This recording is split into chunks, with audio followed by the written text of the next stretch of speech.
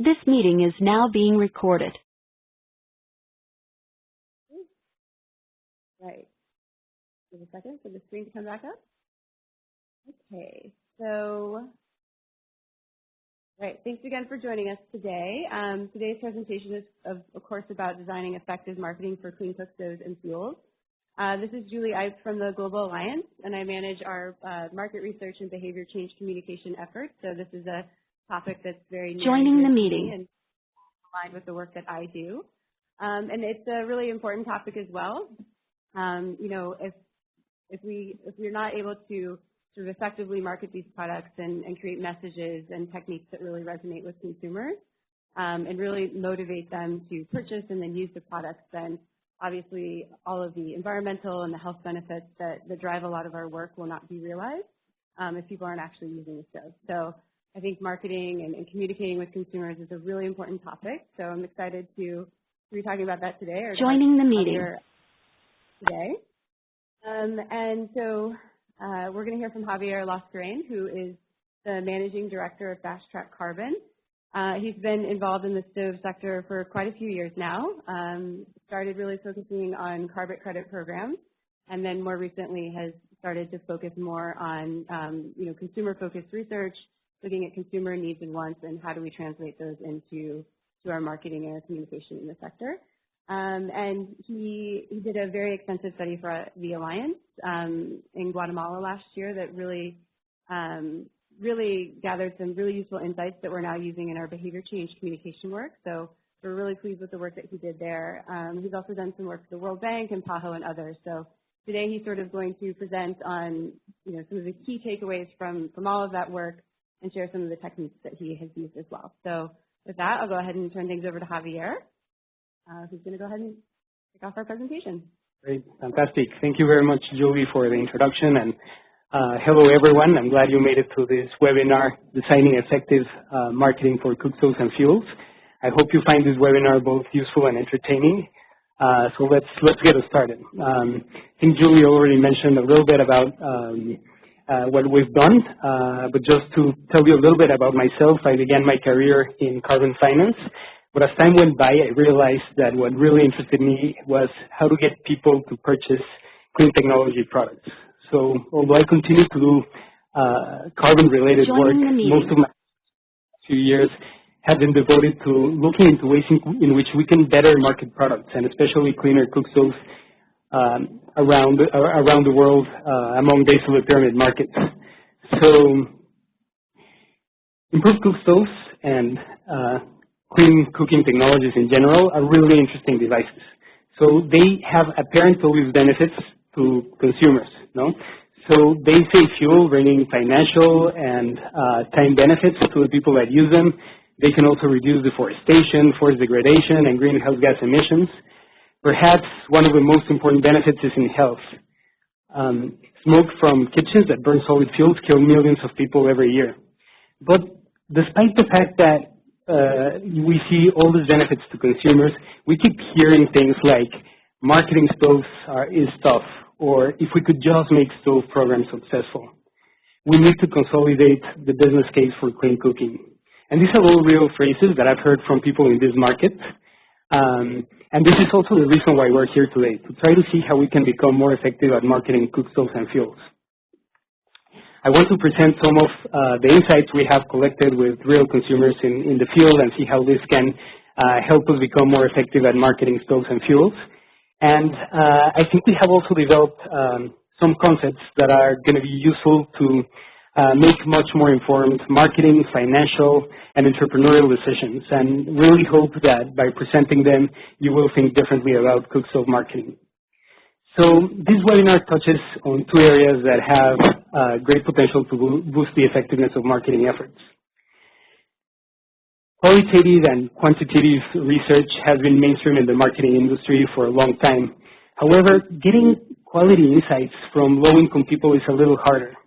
They often make rational decisions, but these decisions often break our own rules of judgment. Predictive Analytics, on the other hand, is building a mathematical model to predict a future behavior. This is a much newer field that has made huge inroads in marketing, but is still to permeate to the same extent based on the pyramid markets, including cookstoves. So qualitative research can help predictive analytics and vice versa, but these tools have very different purposes. Qualitative research, if done very well, can help understand the complex ways consumers think and behave. Predictive analytics helps us by targeting the right consumers at the right time and quickly knowing what works. In between these two areas, we can glean extremely useful insights from quantitative data. For those who are willing to introduce mathematical concepts in this presentation, don't worry, we will not go through any of that. We will dive directly into the practical applications of a variety of tools. This presentation is divided into three sections. We start from the more macro level, and then we move down to the intricacies of consumer behavior. So we start talking about using data to accurately predict the early success of Cookstove programs. We then move on to talking about predicting your next consumer, and we finalize by understanding consumer behavior in the Cookstove realm. So throughout the presentation, I will be providing relevant examples of market research. Now we start from the more macro level, and the first thing we want to answer is, will we be effective marketing stoves? This is, I think, very important because we want to be efficient using the time, resources, and capacities in running stove programs. If a product or technology does not have proven potential from the start, it might be worth to redesign it until it's ready for launching. In this section of the webinar, we will see how we can quickly and accurately predict the early success of a technology. So what we hear oftentimes when we hear people talk about successful programs that have been able to penetrate base of the pyramid markets, we hear things like, the team that operated the programs was great at execution, or the program integrated the local communities and materials throughout from design to commercialization, or the program did not receive donations so was under greater pressure to succeed. The right business and sales models were in place. I think all those things are really important and even preconditions, but we're also seeing a lot of people characteristics that are failing to make large and sustained sales. On the other hand, we see other technologies that spread like wildfire without even all these preconditions. So really the question we wanted to answer is, can we determine in a simple and more straightforward manner which products and programs will succeed before we invest in implementation? So as part of my work with carbon credits and market research programs, I have been fortunate enough to evaluate multiple markets and to collect a breadth of data that has pointed to simpler elements of success. Some concepts are relatively simple, like understanding the demand of a product. When we talk about demand, we mean how sales will be affected by changes in the price. So, great. So, okay. So, so basically a demand curve, I think many of you have seen one of them, and I think the PowerPoint is not changing the slides for some reason, but okay. So sorry, just a moment.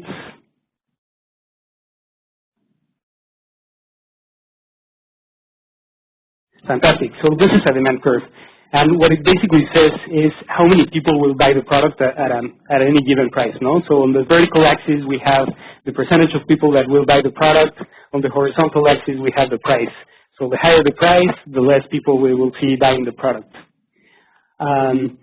So, you know, if the product sells for very cheap, there's not a lot of risk in buying it. So, you know, a lot of people will buy it. And by the way, this is a real demand curve of a stove that for now we will call stove A. Now we can see that there are other stoves with different demand curves. So here you see the difference. So more people will buy at the same price. So this is a stove for which people are willing to pay more money. And we can see that there are stoves that have even higher demands.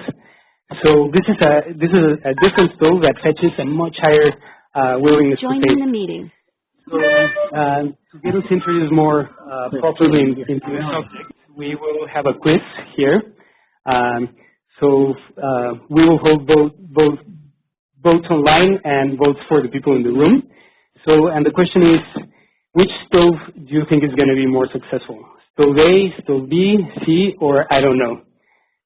So we will take a couple of seconds so people think their answers, and then we will collect the answers from the people in the room, and then we will show the responses. So who thinks stove A is going to be more successful? Stove B? Okay. Stove C? And I don't know. Okay, great. So let's see what the answers are from the people attending online. Joining the meeting. Okay. Well, anyways, most of the people mentioned that it was stove C, and that's a logical answer because you have the best looking demand curve. Okay, now here we see it. So most of the people said stove C. Some people also mentioned stove B, and a few people here in the room also mentioned that they don't know, which is also the right answer because we don't know the price of the stoves. Now, what actually happens in reality is, and we'll see it in the presentation, is that stove A is actually the most successful stove. And the reason for this is that stove A is an artisanal stove that sells for very, very cheap. So a lot of people actually buys it. Stove B didn't make much sales, and stove C is a stove with great potential, Joining the meeting. But among more niche markets. So why is the reason? Well, we talked about stove A. So the reason is that this is an artisanal stove. So you can see that in the demand curve at the price that it sells, which is about $6, more than half of the people will buy it. Whereas stove B, even though it has a much better looking demand curve, it sells at $24. So a little more than 10% of the people will buy it. And stove C is a stove much more coveted. So even though it's priced similarly to stove B, you have much greater market potential, and the technology has some potential. So, so we can see that there are stoves with even equally good-looking demand curves as stove C. This is not an outlier, but ultimately the price will determine the market potential. So this stove, despite being liked almost equally as much as the stove with somewhat good success, doesn't have a lot of market potential. So just to summarize what we just saw, I have this little graph where on the vertical axis, we show the demand. So the higher the willingness to pay, we will be higher up in this space. And then on the horizontal axis, we have the price. So the more to the right, the higher the price of the stove.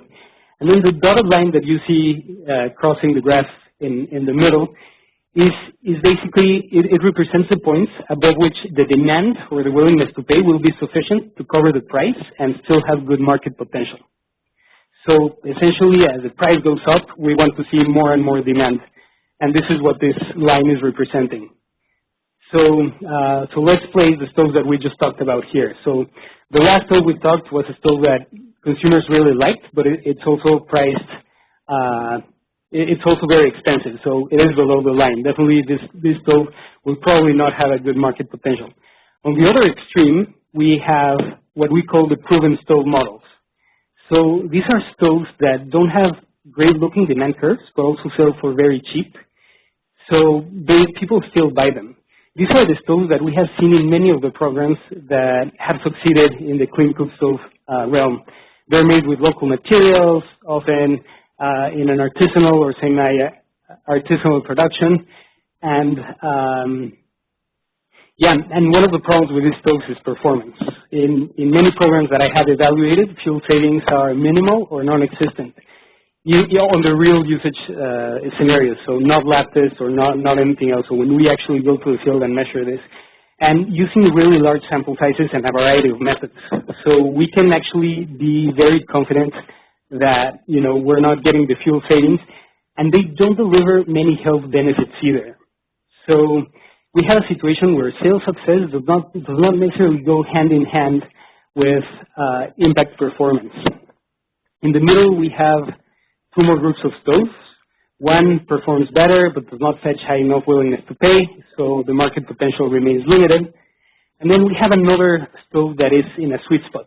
So these are stoves that people find worthwhile to pay more for, but they aren't too cheap either. And here's where we really see both market potential and impact performance. One of the problems with these sweet spot stoves is that they're better sold to niche markets, usually higher income people. So their potential is still to be proven among lower income populations. And also because of the higher income clientele, we expect that clean fuels will, like liquefied petroleum gas or LPG and electricity, will pose a direct competition in the future, especially as these fuels become available in urban areas, say, for example, in Africa, no? So, I mean, we have seen in the field through repeated tests how useful this information is to actually predict the success of a technology. But how do we actually get this data? So what you see here are two demand curves. And this time, they are not for different products. They're for the exact same customers in the same context and for the exact same technology. But one, for example, at a price of $20 predicts that 70% of the people will buy it, and the other one predicts that 10% of the people will buy it. So it's 7 times less. The shape of the demand curves also looks very different. So which one do we believe here? Well, actually, the curve that predicts the higher demand, the green curve, is the actual demand. This is when consumers are faced with a real choice of buying or not buying. The other one is done through a method called the Becker-DeGroot-Marshak method, which is in theory incentive compatible, meaning that people are incentivized to give their true willingness to pay. However, in the field, we cannot always rely on what consumers say, and not because they want to lie, but because there are mechanisms, conscious or unconscious, that make them respond differently than how they would behave. And this is the reason why many economics experiments cannot be replicated. Because as simple as a demand curve might look, every step along the way is important. So it is crucial to develop these experiments with a good level of expertise and also to be conflict of interest free. This will not only enable to get more accurate demand estimates, but also to write the most out of the data. A recent article in Science mentioned that 40% of economics experiments cannot be replicated. So, and this is also understandable. Even the slightest changes in the way we ask things produce very different results.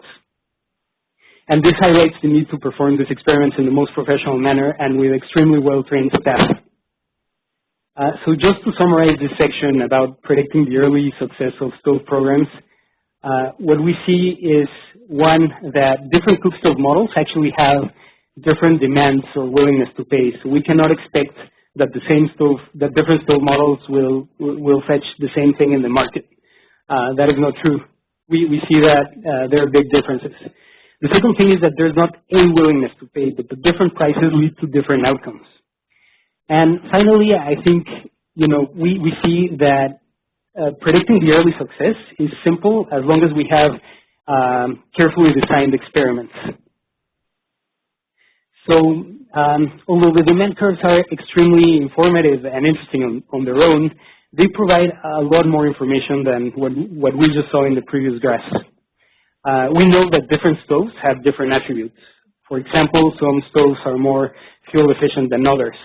Others are more portable, others look better, others cook better certain meals, and the list goes on. So we can actually measure these attributes and see how they correlate with demand, and really understand what is making people pay for the stoves. So the benefits of doing this through a demand assessment rather than collecting this information through a simple survey is that we can actually connect the information to the actual behavior. So we get information that we can actually trust. Oftentimes when we do surveys, we hear that people have already been primed about, yeah, this stove saves fuel, so the easiest thing to respond is, I like the stove because it saves fuel, but it's not necessarily the case when we look at how much the person was actually willing to engage in the purchase. So robust and well-performed data analysis can also reveal who the most promising customers are.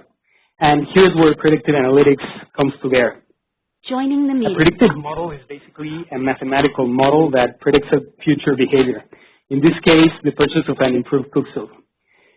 The model takes as input socioeconomic and psychographic variables, and then we get out of it a probability that a person will buy a stove if we offer this person the stove to buy. So on everyday life, we see predictive analytics in ads specifically targeted to us. They probably did a bad job targeting this ads to me, but we see it very often when we browse through the internet, through ads, or we see experts predicting the outcomes of electoral campaigns before the votes are casted, and the list goes on. In the financial and health industries, they're used to take fraud, invest in stocks, and others. However, we have not seen a lot of use of the predictive analytics in the Cookstove industry. And we think they still have an important role to play. For example, by asking a few questions in an experiment, we were able to determine with 80% certainty if a person would buy a stove or not. Imagine just coming into a household, looking at the house real quick and asking very quick and few non-personal questions and already know if the person will buy the stove. This is the kind of predictive power we're talking about. In an industry that has had many successes but also many failures, I think knowing this is important. Knowing it is also important to be effective delivering sales by targeting the right consumers first. We can also assess with great accuracy the extent of a market or answer crucial questions like, will this consumer pay if we offer the stove in installments? Or what is the best sales model that suits this specific customer? We know that higher income consumers will be more likely to buy the stove. So the higher the income, the more likely we will make the sale. However, it is not always clear how we come up with income. This is a difficult question to ask anyone. No one would like to be asked, how much do you earn just from a person that you don't know. So predictive analytics with a few targeted questions can actually approximate the income of a household. And then this income can be put into a model to get a more accurate prediction of who will buy the stove. So other industries like the microfinance industry is already taking advantage of this. And for example, they're using cell phone data to determine credit risk. Or a recent study in Rwanda was able to predict income as well based on cell phone usage data. So we're getting to the point where we can actually collect this information remotely and in the most efficient manner. However, knowing what is relevant for the purchase also requires us to do numbers, to do them right, and to do them efficiently. So we have talked about predicting your next consumer and more or less some of the factors that will affect how a consumer will buy the product. But what elements of the product and user interaction will make a person buy the stove? And why are some attributes more important than others? So this is where understanding consumer behavior comes to complement the previous points on predicting customers and predicting success. So we have another quiz here to get us started. So this time the question for those here in the room and for those online is, how do fuel savings predict the demand of a stove among a population fuels? So in other words, if you save fuel by virtue of using a stove, how will this predict the demand of a stove? So the answers can be, one, fuel savings is the most important predictor. The other one is fuel savings are an important predictor, but not the most important. And the third is fuel savings don't predict much of the demand. No. So who says fuel savings are not are the most important predictor? Okay. Not an important predictor, but not the most important. Okay.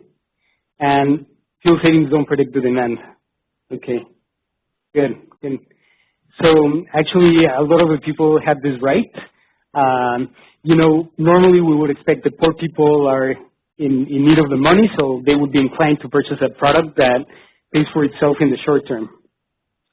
However, the reality is a little more complex, and what we see is that fuel savings are really not a very strong predictor of the demand. We have tested this in multiple ways to find the same results, and sometimes consumers tell us, yeah, this is the reason why we purchased the stove, but when we look at real data, we find that this is really not the case, and we can establish a causality, which is where we're headed now, of why fuel savings don't predict demand. So why aren't fuel savings predicting demand? So take the case of Guatemala. Women receive usually, well, sorry, before that, this is really where getting deep insights from the consumers becomes really important. In Guatemala, we conducted a study with the Alliance where we segmented the market and then conducted a bunch of focus groups and in-depth interviews. And what we found is that women already know how to save fuel and do it very often. And it's not just tricks like extinguishing the fire early or dampening the beans before cooking them for a few hours. They're actually collecting trash and twigs to obtain financial savings whenever they need them. So they already have the mechanisms to save money, and they're using them often. Still, wouldn't we expect that a woman would buy an improved a stove that saves fuel? And the answer is that it's not really. So in Guatemala, what we found is that men usually give periodic stipend to women, say $50 every week. With this money, women have to buy pretty much everything: food, household appliances, they need to pay for school fees and utensils, and wood, of course, is included in that budget. But then what happens if a child gets sick? Now, your budget is so limited that you cannot pay for doctors unless you save in wood, and now you have the money. Now, the husband that pays this monthly allowance would say, well, why should I continue paying this allowance if my wife already has a stove that saves fuel? I shouldn't be doing this. So this is one of the reasons why women say, no, I don't want a stove that saves fuel. Wood, in essence, acts like a budget, a flexible budget that can be reallocated to emergencies. If this is your emergency budget and it's so flexible, you don't want to reduce it. You want to be able to justify it with your husband. And after all, your husband works all day and is not checking if you're burning trash or twigs or anything else. So, as women in Guatemala say, men just come, eat, and that's it.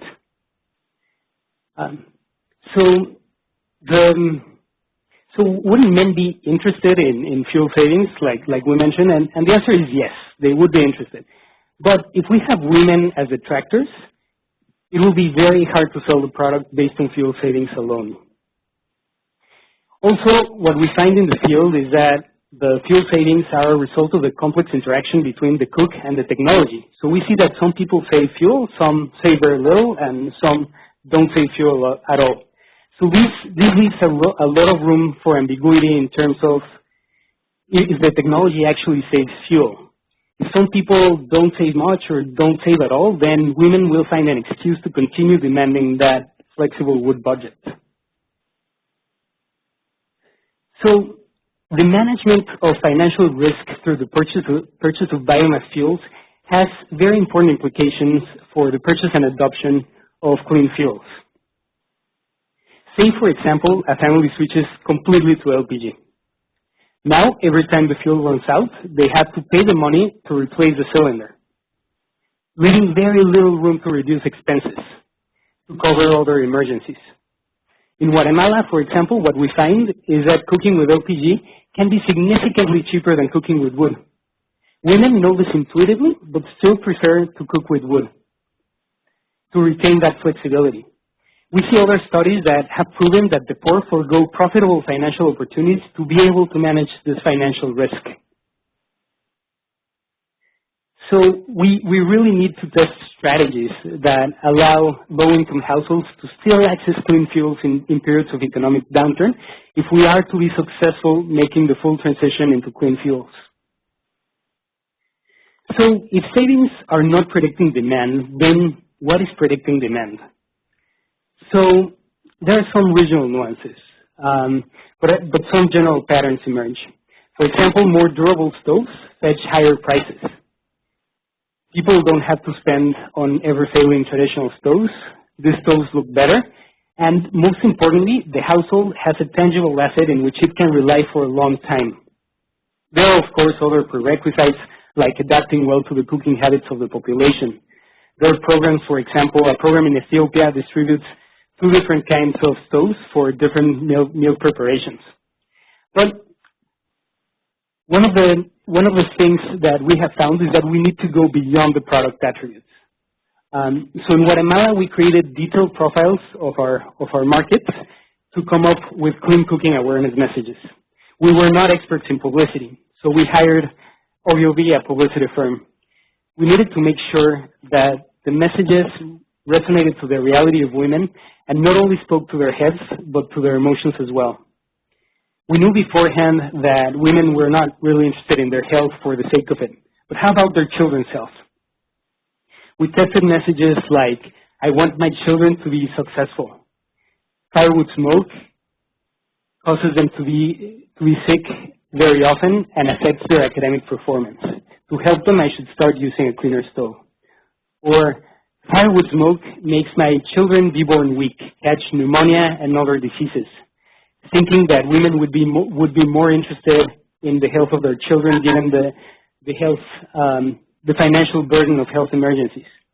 We tested other messages related to product attributes like fuel and financial savings, making sure that the configuration of the messages spoke to their reality and in their terms. However, women had reasonable excuses not to buy the product based on these messages. If firewood smoke is a problem, then the solution is to take the kids out of the kitchen, not to buy an expensive stove. Or the cause of poor academic performance is not firewood smoke, it's bullying and malnutrition. We went further and asked about pregnant women and women with babies, because they carry the babies with them and the babies are therefore exposed to the smoke. Again, women told us this is not the cause of the problems. Dirty water, malnutrition, bullying were more important factors. So really what we found is that women felt that firewood smoke was a reality they could not escape from. From our first field trial, we came back empty-handed. No messages worked. It was a very sobering experience. Since failure was not an option, we reconvened, we thought about other messages, and went back to the field, this time bringing success. We knew that women weren't interested in their own health for the sake of it, but we also knew that women knew themselves that they were the most important piece in the household. If they aren't there, not much works. The husband has to go out, work, and provide money, and he doesn't know how to take as good care of the house and the children. I live to take care of my family. Firewood smoke causes many diseases, many of which are even chronic. If I'm not healthy, who will take care of my children? This was the winning message. People felt, and women felt a very deep need to be in their houses, to take care of their children. This was a question that didn't have an answer for now. Who will take care of the children? The stepmom probably will not take as good care or will even not treat them very well. And my husband has to go out and work to bring money. Well, what was interesting is that men felt similarly. If my wife is not there, how am I going to do to take care of all this? Big question with no answer on the horizon. And this is where the clean cookstoves came into place. So clean cookstoves take care of my wife and therefore of my children. They keep the stability. One interesting thing when we were testing the messages that we weren't expecting is that when we talked to the women about a stove that saved money, they felt offended. They said, no, it's not the stove that saves money. It's actually me. Because that's a quality that makes them very valuable in their own homes, saving money. So they didn't want us to talk about a stove that saved money. I think it's worth mentioning that Ogilvy, which is a huge publicity firm around the world, mentioned that this was one of the most challenging projects they had worked on. So marketing stoves is really, in essence, not easy. I think one of the main lessons from these exercises is that we need to go beyond product attributes. To create these messages, we had built detailed psychographic and ethnographic profiles. We wanted to detect the necessities of the market first and then see where the stoves fit within those necessities. By doing this, we were able to uncover even necessities that haven't been verbalized, like who's going to take care of my children if I'm not there? I think we need to use the best tools available if we are to achieve effective and efficient adoption of clean cooking products among the 3 billion people in this world that still cook with solid fuels. Obtaining quality consumer insights, we have found, is easier said than done. However, investing in high-quality research is worthwhile, and it's oftentimes extremely efficient. Not long ago, I went to an event where a panel of experts lauded the benefits of improved cookstoves, but at the same time recognized how challenging it was to sell them. Some had been dismayed by unsuccessful programs. Others narrated vivid stories about how difficult it was to convince someone to adopt a stove. However, I think we already have some effective tools at hand. For instance, first to evaluate if a product will succeed in the market. By doing careful experiments, we can actually determine pretty accurately what the demand of the products will look like. And it's really impressive that after we do these experiments and then compare them to what has happened in the market, we see the exact same things. Although conducting these experiments requires expertise and integrity, at the same time, they're relatively quick to execute and they can save a lot of time and money down the line. We can also learn a lot from these experiments, like what will make people buy a stove, and go beyond survey data in terms of insights and accuracy. The same data can be used to predict who will be the next consumer by asking just a few targeted questions. The predictive analytics field is rapidly evolving, and we expect to see a lot of innovation. But I think in the meantime, we already have some useful tools that we can use. And we no longer go to the market targeting blindly, but with a clear and visible target. Finally, I think we have learned about the usefulness of getting into the consumer minds to see how we can really sell the product. By combining a detailed ethnographic research with the product, we can become more effective at marketing than just simply touting the product's attributes like it saves fuel or it saves time. Insightful qualitative research can also be applied in a relatively short amount of time, and it helps us understand what will really make consumers tick. We have found an unmet pressing need, a mom that needs to be there to take care of the children and to see them grow healthy. I think we can also see this market grow fast and healthy if we apply the right tools from the start. Thank you very much for your attention, and I hope this was both useful and entertaining. And I will pass the word to Julie. Thank you. Thank you. Great. Thank you so much, Javier, for that wonderful presentation and all the insights that you shared. As people are formulating their questions, I just wanted to highlight a few resources that we, as the Alliance, have developed in support of market research, because we very much agree with Javier that it's very important for our sector and that we really understand consumers, as I mentioned earlier. So just really quickly, the report that Javier referred to that we did in Guatemala is available on our website, as well as similar reports that we've done in some of our other focus countries, including Ghana and Kenya and India. And then last year, we also developed this guide called Market Research in the Clean Cooking Sector, Tools and Tips. And I would really say that this is just sort of a primer for people who are interested in doing the type of research that Javier went over. It won't tell you how to do predictive analytics per se, but it will at least sort of walk you through some of the questions that you should be thinking about, some of the topics that you should be considering exploring when you do this kind of research. And that just goes through, what the basic elements of it are. So go through the market research process, the tools, as I mentioned, some topics and questions, and then also some things to consider when you're managing research. So, you're doing research with personal subjects, you have to consider IOD standards, how do you manage a research firm, et cetera. So just wanted to highlight those resources and point out that they're available on our website. So we hope that people will seek those out. And with that, I think we can go ahead and open it up to questions. I don't know, people in the room can just maybe use their microphone and share their question, and then I'll look for the questions online in the public chat area.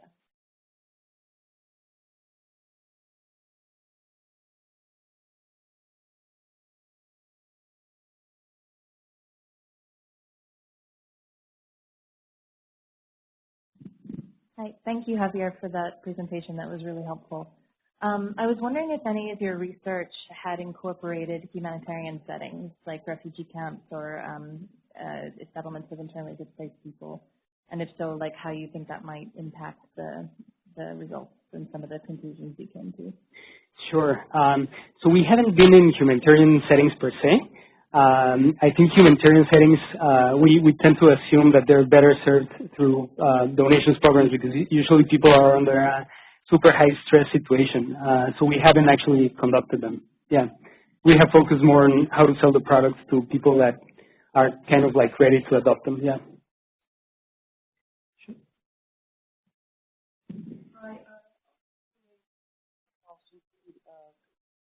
On the financial aspect of the investors.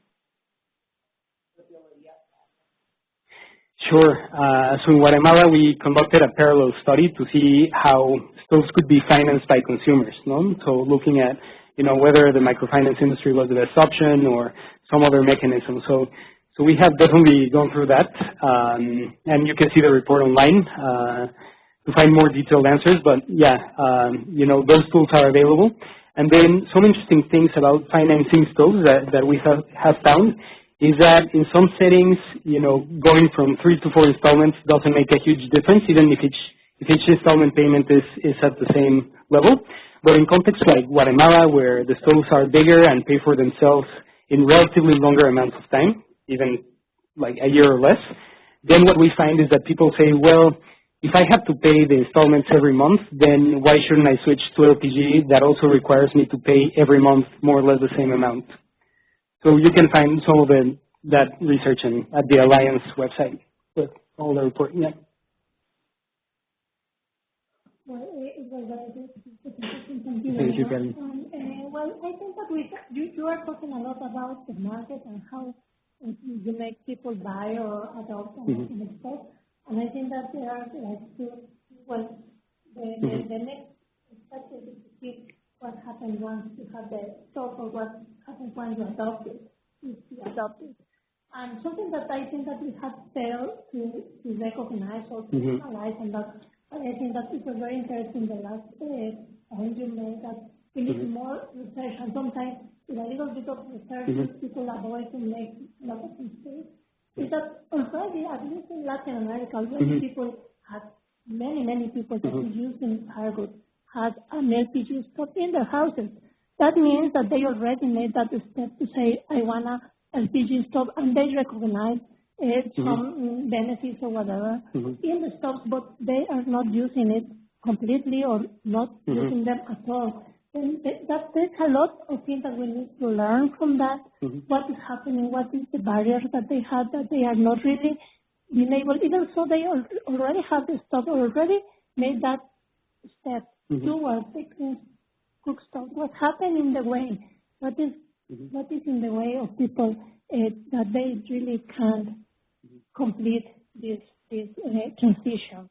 And I think that I really like the approach, and I think that we should be putting more attention in this kind of efforts and studies that really show more in depth what is people really thinking or what is taking into consideration when taking decisions.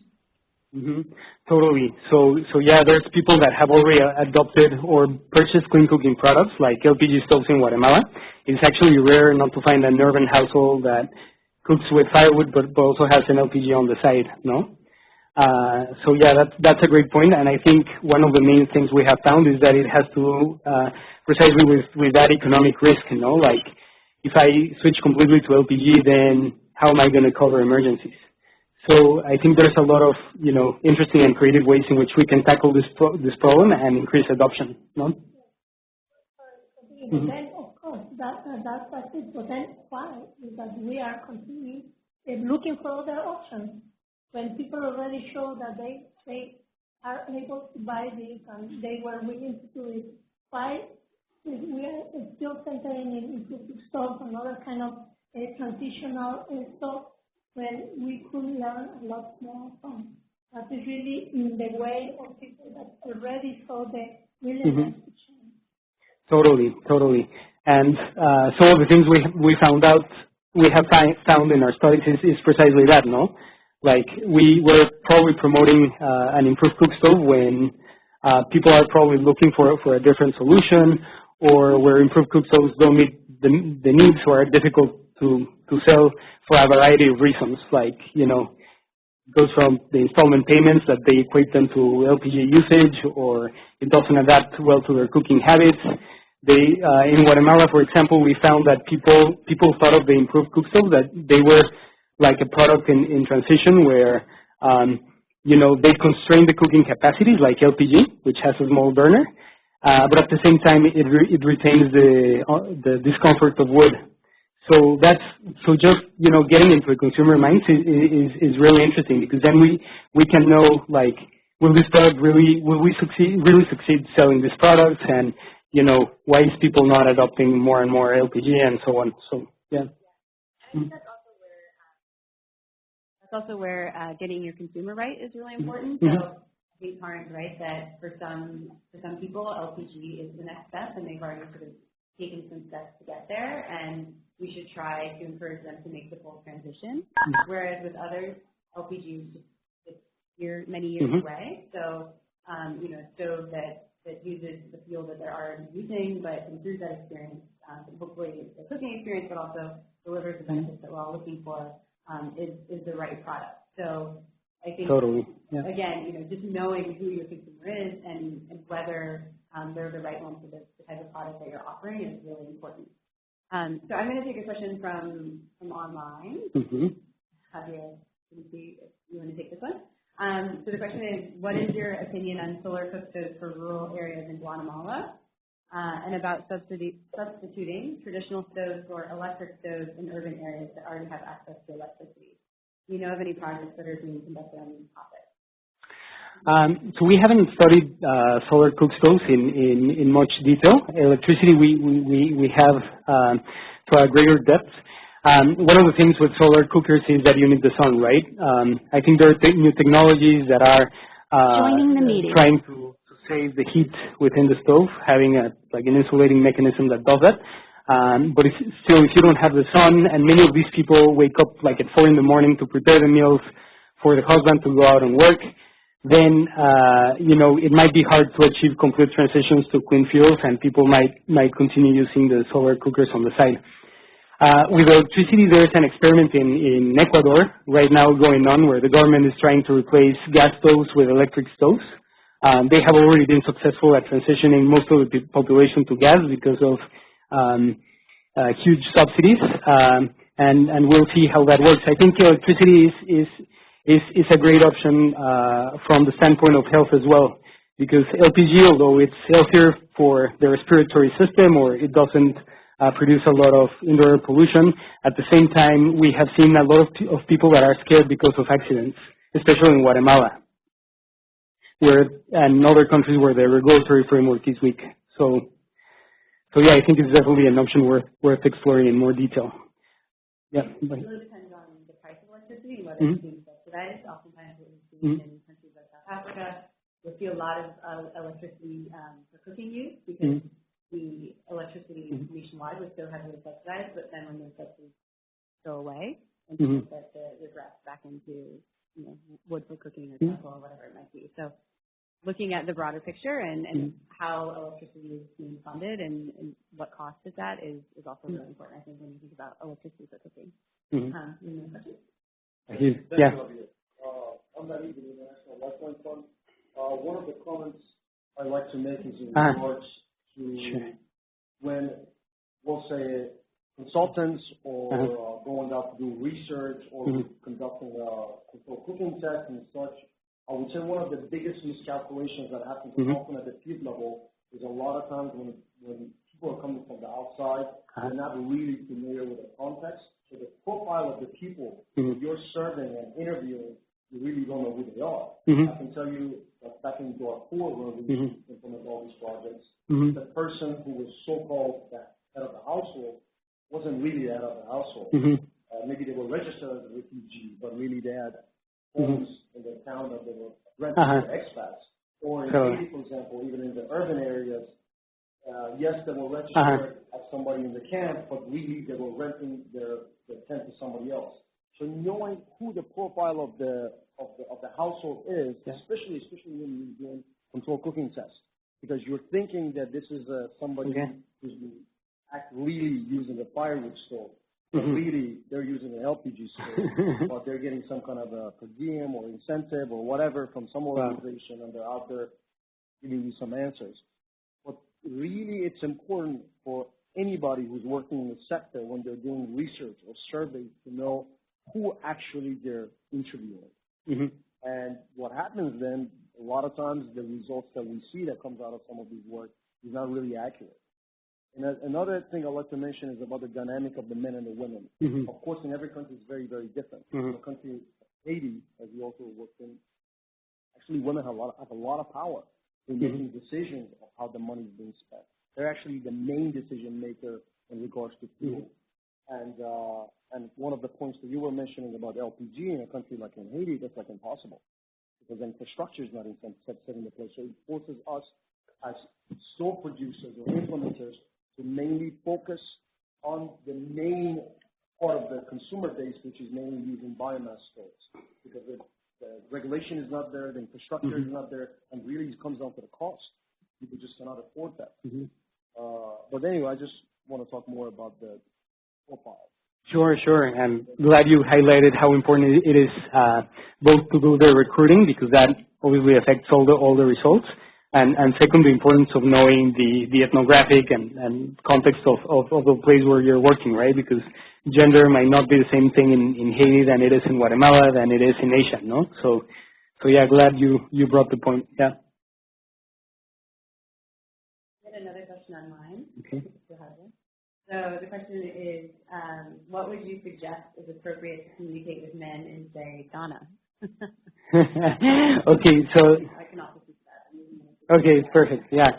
So, I mean, in Guatemala, we actually found that, for example, that men were interested in fuel saving, you know, but that brings the ethical consideration of, do we really want them to reduce the money they give to women, no?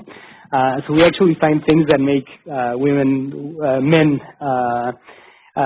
be inclined to buy the stoves. They also reacted to the message of, you know, if my woman is not there, then who's going to take care of the children? So I don't know the specific context in Ghana, but I'm imagining that in a few cases where people need to replace the stoves or all that, and the man is the one you know, paying for them, then he might be interested in something that as well reduces the expenses, or, you know, there can be a lot of options. I don't know that context very well. Yeah. Yeah, no, it's a really tough question, and it's one that as the Alliance we've attempted to tackle. In some way, we did some consumer research in Ghana, very similar to what we did in Guatemala. And then over the past few months, we've done sort of a pilot behavior change communication campaign. And that was primarily targeted at women. So we didn't look a lot at what sort of resonates with men in Ghana. But I guess all that to say, even when we're targeting women, I think we're still learning. I think finding the right channels and the right mediums to use, you can get some hypotheses on that from research, you know, knowing what people have access to. So obviously you wouldn't be using TV if you're targeting consumers who don't even have a television. So some of that you can get with research, but in terms of what really works and what really sort of clicks with people, I think we're still learning. And so that's why, you know, in the campaign that we did a lot of monitoring and evaluation, and we'll have the results of that over the next couple of months, and we'll of course share those with all of our partners in the sector. But I guess I don't have a great answer in that. I think we're still learning. I think the research is really important and gets us, you know, an ability to design, you know, different programs and around messaging and communication. But I think we still need more evidence for our sector to really know what works and what doesn't work. So more to come there, I guess, is my answer. Fantastic. Yeah. Any other questions in the room or online? Yes, just one. Herbert Francisco Correa with World Bank. Javier, thank you very much for a very insightful presentation. We've been talking about the demand side of stoves, but I would wondering what the interaction is with the supply side of fuels. If there was any reaction of charcoal sellers or other people within the marketplace, and how potential consumers of the stoves would react to that. If they saw them as, well, if I don't pay them, they're losing income, or was there a negative reaction of, don't buy that technology, it's really bad, and it's going to cause a lot of problems down there. Yeah, that's a really good question. I think the supply side is equally important as the demand side, no? We have to make both align.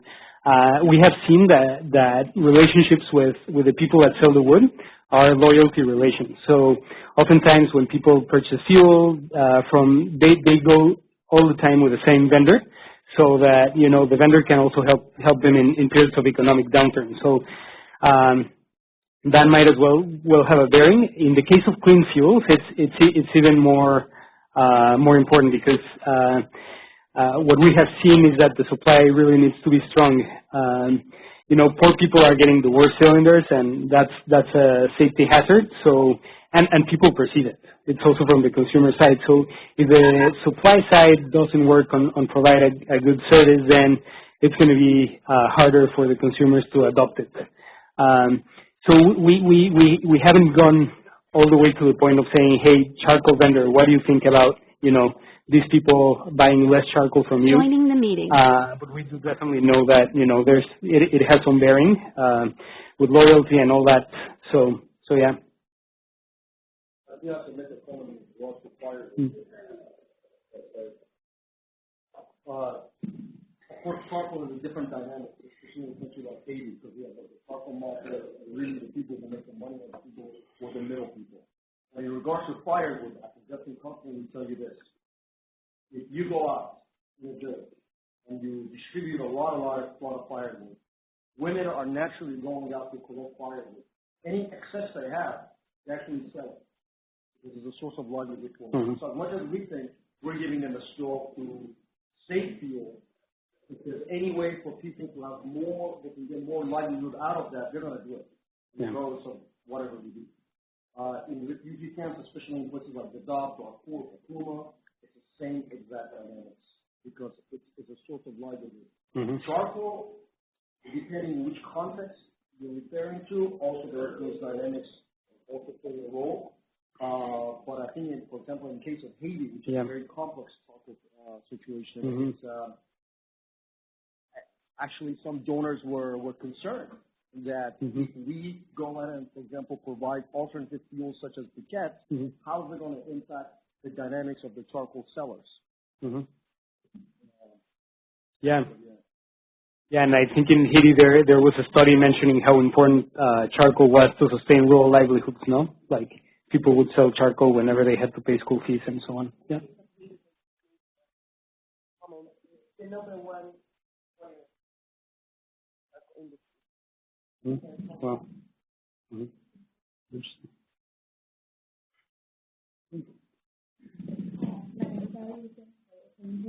And as you mentioned, there are some sectors such as the woman caring about the children, and also the field saving could be the potential sectors for this research. But I'm wondering whether women's education and empowering their lives could be also a factor into this research. Totally. That has a bearing. If a woman has more decision agency, then they can take, make the decision way more easily, and that's something that we proved in Guatemala, no? Like, you see that as the price of the appliance goes up, say from a cell phone to a TV, how women's decision power goes declining like super rapidly. So women that work or that are single and have had to work and all that, then they can make decisions much more independently. So that has a bearing on the fuel savings as well. Yeah.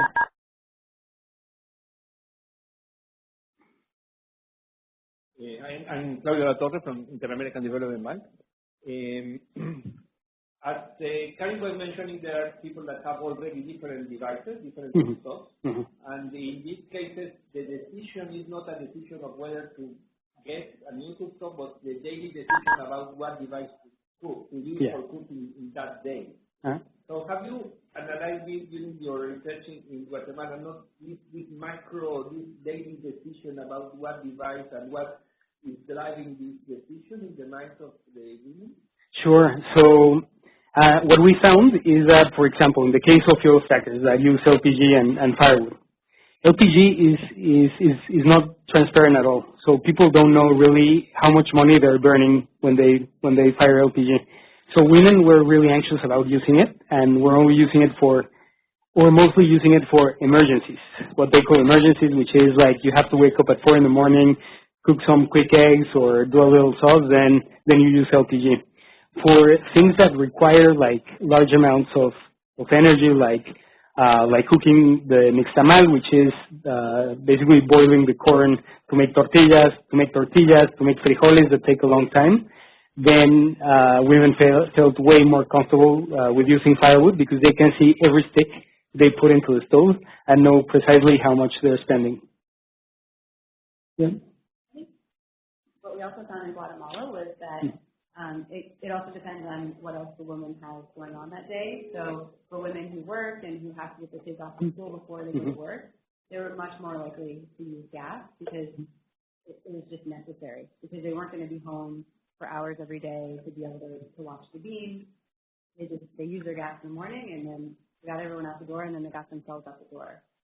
So I think just going back to whether the woman works and what her sort of level of agency is within the household is also really important, because another thing that we found was with some men would, some women wanted to cook with LPG, but the men say, but it's that age-old thing that we always hear in the sector that I prefer the taste of beans over the fire. So they say, sorry, you're going to have to keep cooking with LPG, and they just don't have the power to say no, which is pretty sad. But for that agency and the women's empowerment and whether they have a job are all really important factors. And there are actually variables that we use in the segmentation because they're so important. So, thank you for the presentation. My name is Javier Castillo from the RDB.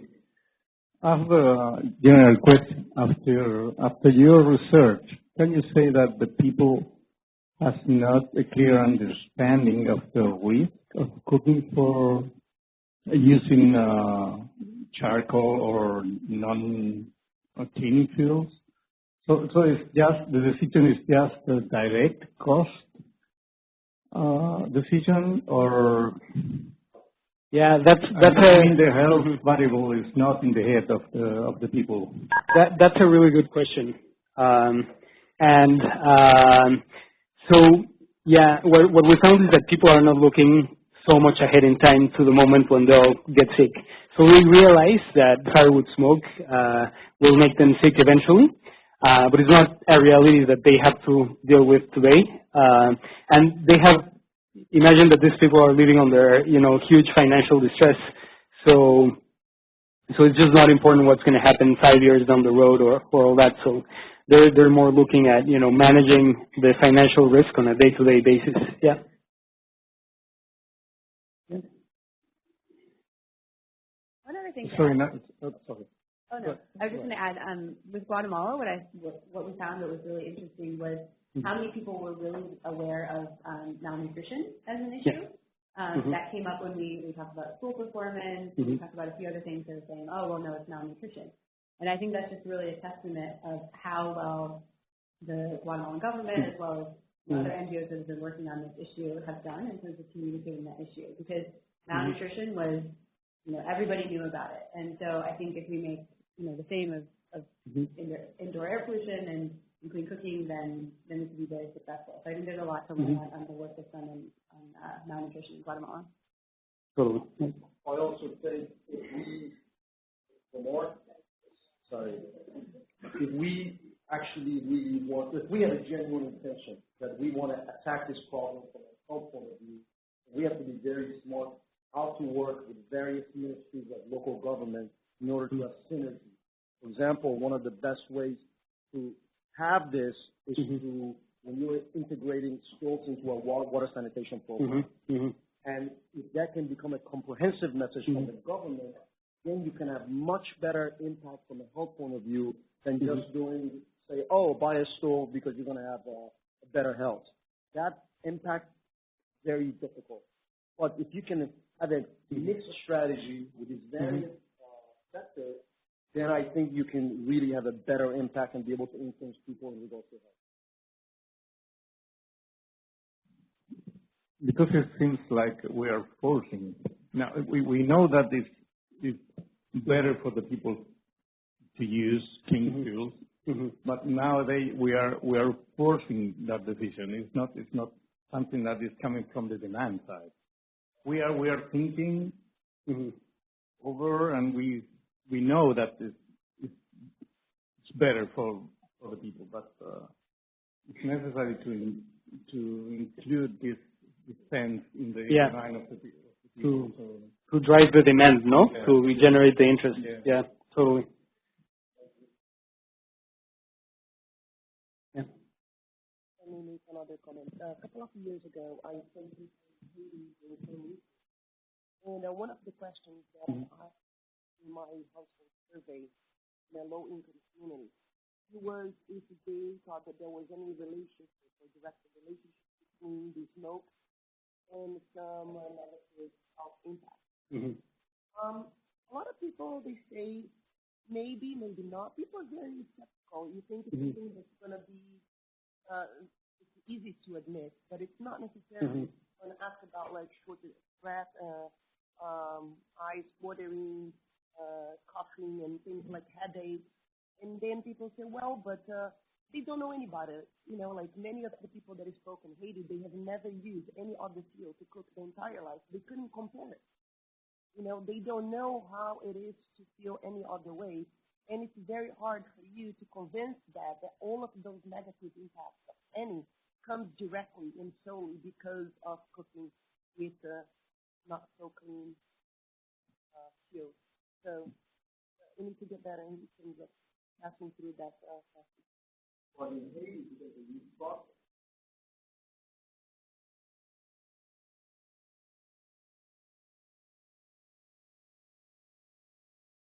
the issue is that a lot of people in Haiti, they cook outside of their home, not inside the kitchen. So then, you know, I mean, some cook inside, but a lot of people also cook outside. So they may not see that. Yeah, but they don't care about air pollution. You know, we're just talking about household level. So, but definitely I can tell you at the institutional level at school, where we had a big program with the World Food Program and the feeding program, 100% smoke, because it was just so much, stuff was all radiation. It was just tremendous amount of smoke in these schools, but it's a challenge.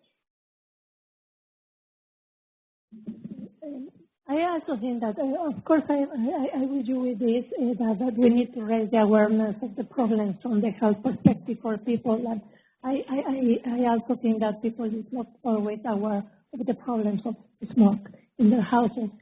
But I think that we have to address the affordability. That's something that if we don't address the affordability, even so they can know, and some of them know already that it's a health problem, but if we don't make it accessible from the budget point of view, and we don't manage this that you were talking about, the risk management that people have and how they are going to make possible with their budget and with the on stability in their income and everything to afford a solution, then never is going to work. Or what's going to happen is what is already happening, the stacking of many different technologies that are being used whenever and whatever you can use it. Just when you can, not when you would like to do it. Totally, and I think in relation to the comment of creating like the interest in the product, LPG is a product that already draws a lot of interest. For example, in Guatemala, but people cannot access it, not because it's a product that they're not aware of, it's not a product that they don't like, that they wouldn't like to purchase, but because of the affordability issue. Like, they need to manage the financial risk. So like, from a marketing standpoint, LPG is significantly easier than an improved Cookstove. No, we talk to people in the field and hear how, like, local entrepreneurs have built their markets, and it's impressive how simple the strategies are. Like, it doesn't take a lot, but at the same time, we still have the challenge that Karen mentioned of affordability. Yeah. Absolutely. Lots of things need to come together to really raise the demand for these products. So with that, I think if there are no more questions in the room, I don't see any more online. Just some positive feedback, which is great. So with that, I think we'll go ahead and wrap up. So thanks again to Javier for the really insightful presentation. And thanks to those who participated with questions and listened closely. We hope this is all useful for you. So like I said, we did record it. So the recording will be made available online. So share with your friends and colleagues, or listen again if you'd like to. And yeah, with that, just go ahead and thank everyone again for joining, and we'll go ahead and close. Thank you.